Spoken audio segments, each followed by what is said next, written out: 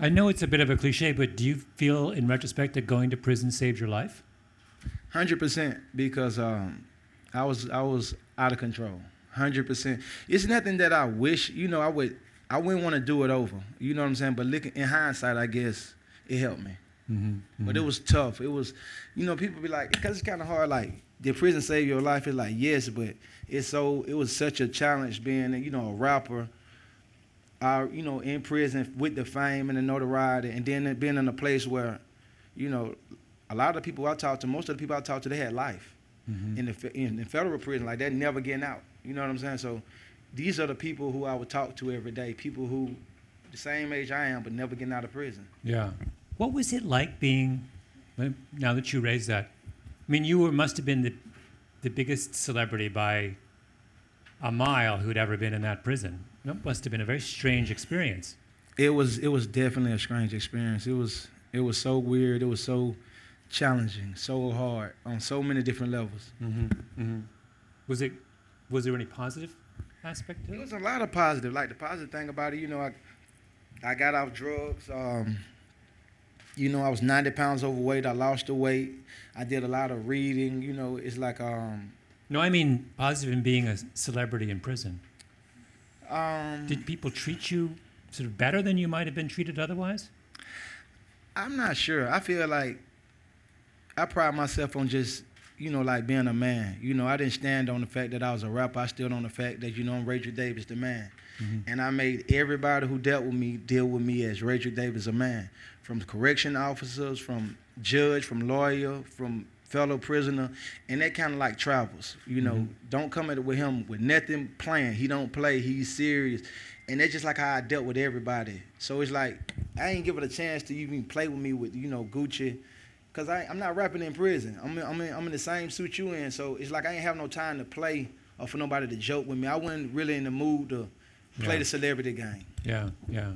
What an interesting thing happens to your audience while you're in prison, and that is that because you're being productive, it almost seems like your audience grows or at least understands you in a different way through the music you're making in that period. Can you talk a little bit? Is that true, do you think?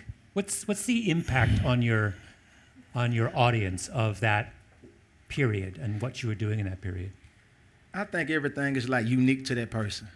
Because I done seen rappers go away and come back and, their career just wasn't the same. Then I done seen rappers come out and they kind of like was super hot because everybody waiting on them to come home. Then they, they just like shoot out like a rocket, then they kind of like plateau. With me, it was like a lot of my strategies have been forced desperation. I'm looking at it like I'm in prison. Every song I got on my computer, on my hard drive, release it because that's all I got. That was just my strategy. You know what I'm saying? Like, whatever I got, feed it to the people because I can't physically be there. You know what I'm saying? So that was my strategy. Desperation. Like, I gotta stay relevant. I can't lose. I can't get out of here and be the laughing stock of Gucci squander his career. That pride was like, it keeps me creative. It makes me find a way. Like, whatever I got to do. If I had to rap on the phone, I would have did it. I was just not going to come out and not be relevant. I just refused to do that. Do you think that makes people listen to your music or at least take you more seriously? Do they listen to your music in a different way? I think that people, it's deeper than music with my fans. I think people done bought into the person that it's like I'm kind of like an open book. People didn't live with me through my ups and my downs. They didn't see me balling and they didn't see me fall off. They didn't see me do that so many times that it's like, it's kind of like I'm family. It's like your cousin who always gets in trouble. You root for him to get it right. So once he get it right, it's like the best. Like all my friends, when they see me, it's like they can't even speak. I'm so proud of you. I love you. You doing so good. Keep it up. It ain't even like, what's up, Gucci no more. It's like, I'm so proud of you, bro. You doing so. It's like I inspire them, so I know I inspire other people. Yeah. Does have you gotten any kind of resistance or backlash to your new?